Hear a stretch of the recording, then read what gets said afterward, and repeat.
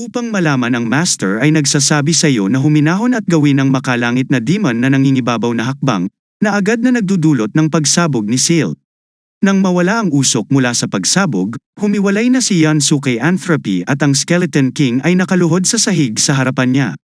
Habang tumitayo siya para umatake, mabilis na ginawa ni Hao Yong-su ang teknik ng tree impact na nabasag ang kanyang bungo. Samantala, iniiwasan ni Jae-hyo ang mga gargoyle na naging halimaw. Sinusubukan niyang pigilan ang mga ito, ngunit napakarami sa nila. Bumubuntot siya at umatras, ngunit nag-trigger ng isang booby trap sa kanyang daan at nahulog sa isang butas na may nakamamatay na spike na halos hindi makahawak sa kanyang sarili sa mga dingding. Pinilit ang sarili to back up at natagpuan ang isang malaking kristal na kaagad na binasag. Ang Skeleton King sa lalong madaling panahon ay muling nabuhay pagkatapos ng pag-atake ni Hwangso at gumanti ng pamamaraan na iniiwasan ni Hyunsu. Gamit ang materialization ng Heavenly Demon. Kapag tinutuya siya ng matandang master, ang Skeleton King ay naghagis ng bola ng enerhiya kay Hansu. Habang siya ay umiiwas sa pag-atake, gumagamit si Hyunsu ng Seed Impact para basagin ang mga nakapaligid na haligi sa gusali para ibaba ang bubong sa ibabaw ng kanyang kalaban. Binasag ang mas malaking kristal upang ipakita ang mas maliit na kristal na kinuha niya upang masipsip ito. Nararamdaman niya ang isang kapangyarihan na mas malakas kaysa sa isang ranggo na nagmumula sa kristal.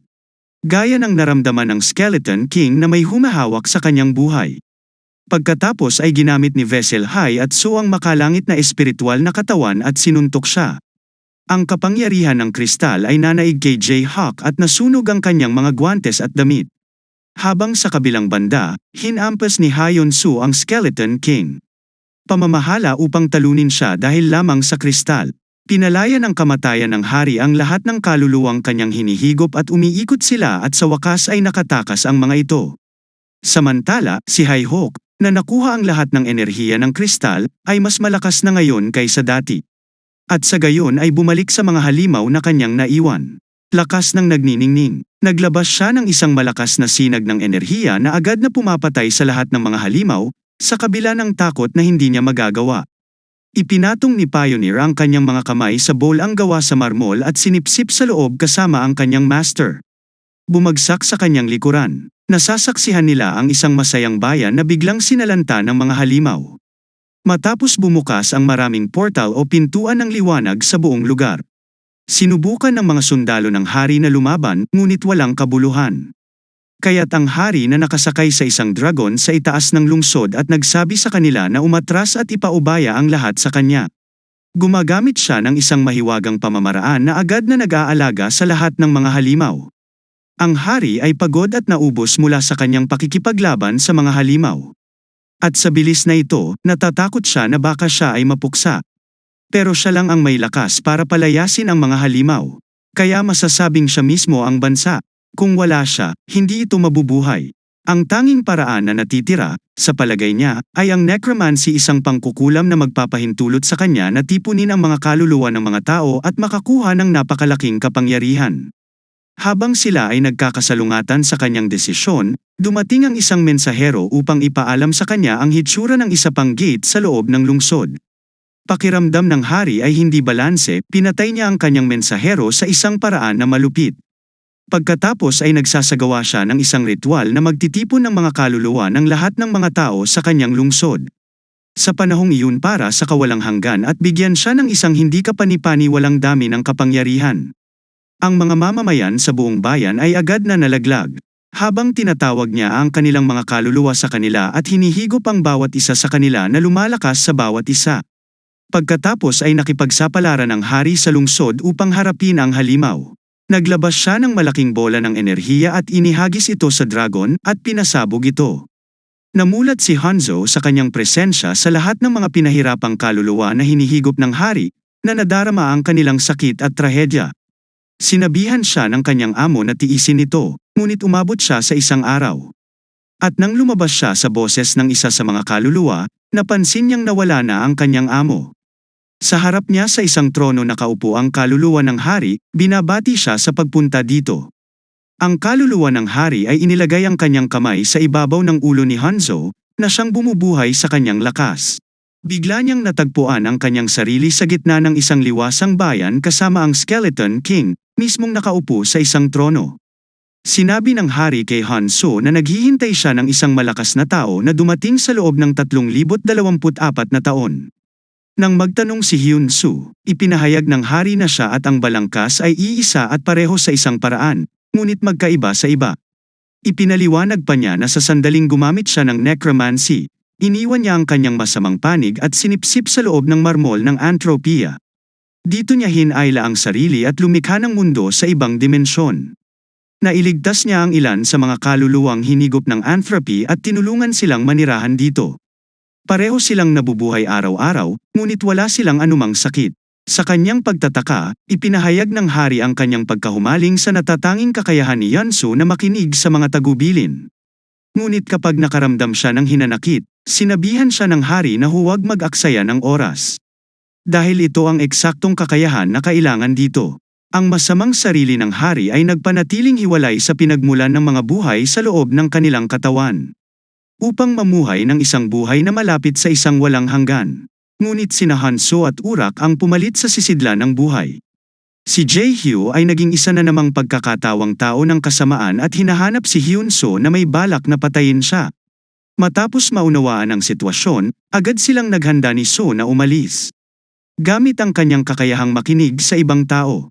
Samantala, sa mga barko sa labas ng portal, ang asosasyon ay nagsasaad na ang intensity ng Anderson ay umakyat sa 63, pinilit na tumayo doon at maghintay. Ipinagdarasal ni Lee Minor sina Hansoy at Hyo-rak sa pagharap kay Gulag. Gamit ang Firebird Inferno Knight, isang pag-atake na inilagay niya ang lahat ng kanyang lakas sa kanyang pag-atake at ang pagtutuos nila ni Gulags ay nagdulot ng pagsabog na nag-iwan kay Gulag na hindi nasaktan, na labis na nagpahirap kay Urak. Sa kabilang banda, sinabi ng hari na ginamit niya ang lahat ng kanyang lakas upang itatag ang mundong ito. Kaya kailangang matutunan ni Han-soo kung paano gumamit ng paraan upang mapalaya ang mga tao sa lungsod. Nang tanungin ni Han-soo ang hari tungkol sa mana, ipinaliwanag sa kanya ng hari na kung ang chi na ginagamit niya. Ang pinong enerhiya ng kalikasan na maaari niyang isipin na paraan bilang purong hilaw na enerhiya ng kalikasan. Sinabihan siya ng hari na intindihin ang ugali sa paligid niya, na mahusay na nagawa ni Han-soo. Sa susunod na minuto na ikinagulat ng hari. Pagkatapos ay sinabi niya sa kanya na kontrolin ang bawat kaluluwa na nasa loob ng katawan na ito sa pamamagitan ng pagbabalik sa kanila ng sakit. Na nararamdaman niya sa sandaling iyon, nilapitan siya ng Giant Hue. At nang makita siyang hindi tumutugon, tuwang-tuwa siyang naghagis ng bola ng enerhiya sa kanyang paraan. Dahil sa mana na hinigop niya, parang sesabog na ang puso ni Soo. Pagkatapos ay sinabihan siya ng hari na ilagay ang mana sa bawat salitang sasabihin niya at mawala ang baybay. Si Han-soo ay sumunod sa mga tagubilin at ang mapaghiganti na mga espiritu ay nagsimulang maglaho. Lumilitaw ang hari sa harap ng matandang Panginoon at kumakanta ng mga papuri sa kanya. Habang si Han-soo sa sandaling iyon, nang si Jae-hyuk ay naglabas ng isang bola ng enerhiya patungo sa kanya, nagising si Hyun-soo. Si Jae-hyo ay handang hamampas muli. Pero bago pa siya makakilos ay mabilis kumilos kaya hindi siya makita ni Jae-hyo at nasuntok siya sa tiyan. Nagulat sa pagiging bested, pinaalis si Jae-hyo sa gusali at sinundan ni Yong-soo, si Jae-hyo. Sinubukan ni Hyo na gumanti ng isang antas ng kapangyarihan na maaaring maramdaman ni Hyan-soo. Habang siya ay naghagis ng kanyang sariling suntok, ang dalawang pag-atake ay nagsalubong, ngunit ang mga mataas na kasunod ay mas malakas, na nagbibigay sa kanya ng pagkakataong magpatuloy sa pag-strike mula sa lahat ng panig sa susunod na suntok ni Han-soo. Si Jae-hyo ay itinapon sa lupa. Sinubukan niyang bumangon, ngunit sinundan ni Hyun-soo ng isa pang mabilis na atake. Habang itinapon si Jae-hyuk, ipinahayag ni Hyan-soo sa kanyang Panginoon na ang kanyang pakiramdam ay umaapaw sa enerhiya, ang kapangyarihan ng paraan na itinuro ng mangkukulam na hari ay dapat na bumuo ng isang synergy sa kanyang panloob na enerhiya. Sa rate na ito, iniisip niya na maaari siyang manalo kahit laban kay Taksim. Ang kanyang amo ay humanga at pinupuri siya. Ngunit sa lalong madaling panahon pagkatapos na ang asyenda ay tumayo sa pag-agos palabas sa kanyang katawan, lumilitaw na ang mana ay hindi isang bagay na maaari niyang itabi at gamitin sa mahabang panahon tulad niya. Sa sandaling iyon, isang pagsabog na nabuo mula sa loob ng isang portal na bumukas sa itaas nila ay Yumanig sa lupa, nakatayo sila doon. Nagulat si Hanzo nang makita ang kanyang Yurok na nakikipaglaban kay Gula. Ipinaalam ng Whitehead subordinate sa kanyang Master Knight na ang Sorcerer King ay natalo at si Hyunsu ay nakatakas mula sa Anthropy. Nangangahulugan ito na kapag natalo si Gulag, maaaring salakayin ang lugar na ito. Kahit na sinubukan nilang iwasan siya, sa huli ay nagpa siya si Knight na ipasok ang kanyang sarili upang kunin ang problema sa simula. Samantala, naramdaman ni Hanzo ang pagyanig ng lupa. Sa isa pang pagkakataon habang ang isa pang portal ay bumubukas sa itaas nila na may maraming mga portal na sinusubukang magsama-sama sa isang lugar. Ang Whitehead subordinate ay biglang sumulpot sa likod ni Hyunsu, na nagpapalim sa kanya na masyado na siyang nakagambala sa mga bangungot na plano. Habang nararamdaman ng Master ang pagnanasa sa dugo mula sa batang babae, naisip niya ang mga nakamamatay na spike sa kanyang paanan, na iniiwasan ni Hyunsu na gamitin. Pagkatapos ng imahe, nagsimula siyang gumamit ng mana laban sa batang babae at sinisingil sa kanya ang kanyang pamamaraan ng epekto ng binhi. Ngunit nagawa niyang iwasan ito. Pagkatapos ay ginamit ni Kanzu ang Heavenly Demon Flight para atakihin siya mula sa himpapawid. Ngunit ang babae ay nag-conjure ng mga spike sa kanyang paraan. Sinisira niya ang mga ito at sinundan siya. Gamit ang impact ng puno, nagdulot ito ng pagsabog sa kanyang likuran na hindi siya nakabantay at nahulog siya sa likuran mismo sa mga bisig ng kanyang kabalyero. Nimhan, tinanong siya ni So kung sino siya, ngunit tumanggi si Knight na sumagot at sinugod siya ng napakabilis. Nagawa ni Hanzo na harangin ang kanyang suntok, ngunit ramdam niya ang hindi kapanipaniwalang kapangyarihan sa likod nito. Napaatras si Soy, nag-conjure ang babae ng mga spike sa likod niya na nahulog siya. Pinalabas ang kanyang Firebird mode. Karamihan sa mga ranggo ng S ay may mga pamamaraan na magagamit nila bilang kapalit ng kanilang paghihirap. Ito ay mga pamamaraan na ginagamit ang kanilang buhay bilang collateral, kaya't sa mahigpit na labanang ito kung saan siya ay nanumpa na lipulin ang kanyang kaaway para sa kapakanan ng kanyang mga natalo na sundalo, gumagamit ng isang ganoong pamamaraan ng buong lakas sa labas ng portal, ang intensity ng Anderson ay tumaas sa 85 at patuloy na tumataas. Isang nababagabag na Minor Lee ang nakatanggap ng tawag kung saan ipinaalam sa kanya ng manager ng sangay na may ipinadala upang tumulong sa kanila. Tama, sa sandaling iyon, dumaong si Hawkson sa kanyang barko. Umalis si Hawkson upang tulungan ang Red Lions dahil sa kanyang layunin na protektahan ang mga tao. Laking sorpresa ni Jill Lauderdale, siya at si Yamamoto Taxi ay nagpa siya na sundan siya sa barko. Sa labas ng portal, ipinaalam ni Lee Minor kay Hudson ang tungkol sa kasalukuyang sitwasyon na ang intensity ng Anderson ay umabot na sa 80. Inaasahan ang epekto sa portal sa loob ng 30 minuto. Sina Jill Lauderbach at Yamamoto ay kumuha. Maya-maya ay dumating na siya. At nang ipaalam sa kanila ni Mina na si Hanzo ay nasa loob na ng portal, tiniyak ni Parkson na walang dapat ipag-alala. Dahil mayroon siyang isang bagay na higit pa sa mga kakayahan. Samantala, kinukumpleto ni Hierarch ang kanyang pagpapakita ng plasma sword at iniindayog ito sa Gulag nang sabay-sabay niyang inilabas ang malalakas na energy beam. Ang matandang Panginoon na nanonood sa kanya mula sa malayo ay kinikilala na siya ay gumagamit ng isang tunay na hakbang sa ito. Hangang-hanga, kaya niyang hawakan ang gayong lakas ng apoy. Siya at si So ay natitisod, binugbog at pagod sa kanyang pakikipaglaban sa gabi at sa kanyang nasasakupan. Nabubuhay lamang siya salamat sa pagsasama-sama ng mana at chi at pagtaas ng kanyang kapangyarihan sa depensa ng sabay-sabay. Kapag bumalik ang gabi para umatake, sinabihan siya ng kanyang amo na sumama sa demonyong yin-yang. Gayunpaman, ang gabi ay dumaan sa kanyang pamamaraan at lumiliko sa isang hindi nababasang pag-atake. Naiwasan ito ni Hanzo at gumanti ng isang epekto ng dahon. Tumalon si Knight sa daan, ngunit pinatagilid pa rin siya nito, na patuloy na naglalabas ng enerhiya. Sinampahan ni Hayu Rock si Gulag gamit ang kanyang plasma sword na nakataas, hindi pinapansin ang kanyang pagbagsak ng vital signs. Habang papalapit siya sa halimaw, naglalabas ito ng malakas na sinag ng enerhiya na nagdudulot ng malaking pagsabog. Si Hierarch ay nahuhulog mula sa langit, kalahating malay, at ang kanyang buhok ay nagiging itim. Iniisip kong ito na ang kanyang katapusan. Sa isang pagbabalik tanaw, naalala niya ang kanyang kapitan, na tumulong sa kanya.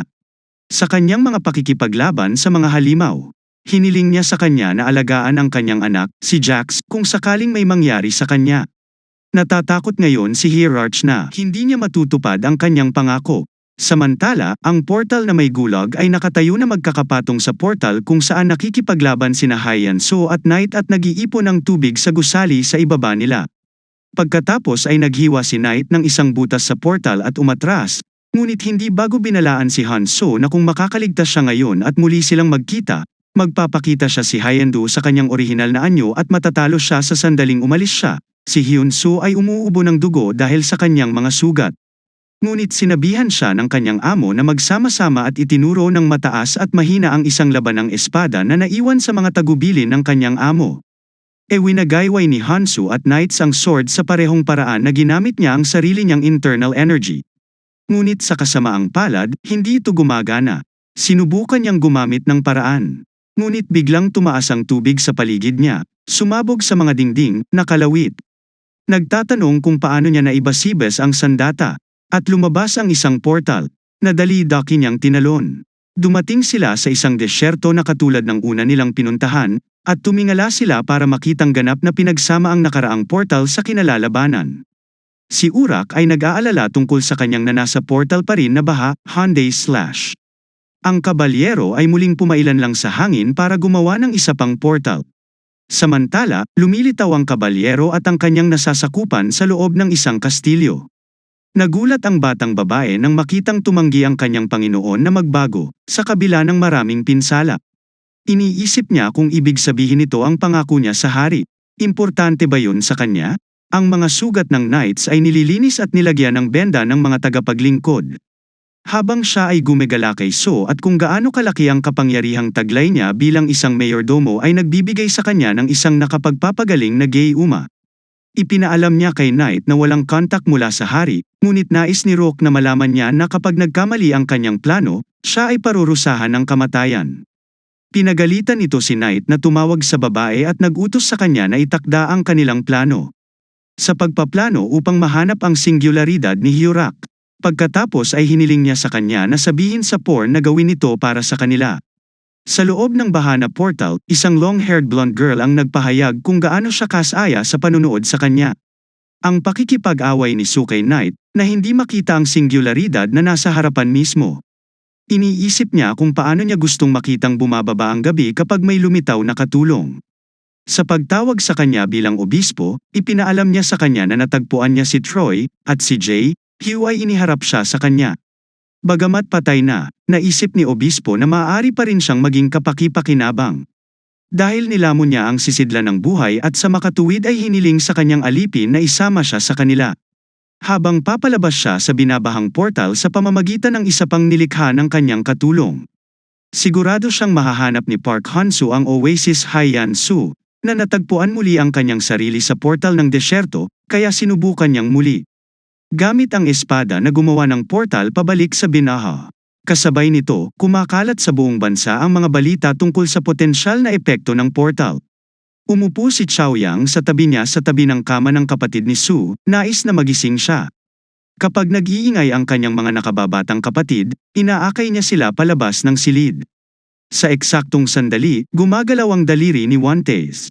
Si Han-soo ay muling dinala pabalik sa portal ng desyerto. Nagsisimulang madismaya pagdating niya sa isang oasis. Nilapitan niya ito at kakaiba ito nang hindi niya makita ang refleksyon niya sa tubig. Anumang lubog niya ng kanyang kamay at napagtanto na ang tubig ay talagang isang portal sa anyo ng isang oasis. Agad na naghanda si Hyan-soo para makapasok at lumusong sa tubig. Nagising si Han-soo sa kanyang kama pagkatapos ng mahimbing na tulog. Bumangon siya sa kama at lumabas ng kanyang silid upang hanapin ang natitirang bahagi ng kanyang pamilya, ang kanyang ama, ina at kapatid na lalaki sa sala. Nang maglaon, ang pamilya ay patungo sa isang lugar sa kanilang sasakyan at nagpasya na dumaan sa ibang ruta kapag ang karaniwang ruta ay masikip sa trapiko. Sa sandaling iyon, isang maliwanag na flash ng liwanag ang nangyayari sa di kalayuan at isang malaking halimaw ang lumabas sa lupa sa ilalim nila. Tumilapon ang kanilang sasakyan at tuluyang nahulog sa kalsada. Nagising si Park Hyan-ji sa isang ospital at sinabihan ang tungkol sa pagkamatay ng kanyang mga magulang habang nagdadalamhati siya sa kanila. Ang boses ni Master Ang nagpapabalik sa kanya sa kasalukuyan kung saan nakatagpo niya ang isang magkasunod na lalaking may puting buhok. Sinabi niya sa kanya na nakakagulat na ang isang transcendental na nilalang ay ang hindi inaasahang variable. Sa pagkakataong ito, nagulat ang lalaking nakarob nang makita ang matandang master doon kasama si Yangso, dahil isang tao lang ang pinatawag niya. Ang master ay nagpaputok ng lakas sa kanyang paraan, na ikinagulat ng Hindo nang matamaan nito ang ibang lalaki. Sa sandaling makita siya ng amo, alam niyang maaabot siya ng kanyang pag-atake. Napipilitang aminin ng isa pang lalaki na may kapangyarihan nga ang Panginoon na sirain siya. Ngunit dahil lamang sa isang taon na siyang nasaktan ng mga tao at hindi niya magagamit ang kanyang kapangyarihan dahil kasalukuyan niyang itinatayo at pinapanatili ang mundong ito sa ngayon. Pagkatapos ay ipinahayag niya na siya ang nagpahulog kay Gansu sa isang panaginip ng kanyang nakaraan. At sa katunayan, nakakabasa rin siya ng isip. Iyon ay kung paano niya nakukuha ang sisidlan. Ngunit sa kasalukuyan, walang nangyayari sa kanyang paraan. Noong una ay gusto niyang mag-sin. Neb Hayan. Si So ang dumating sa desyerto. Higit pa riyan, nariyan ang transcendente, ang matandang master na si Hansu ay nagalit sa pag-iisip na ang isa pang lalaki ay nagnakaw ng katawan ng isang tao at sinampahan siya ng suntok.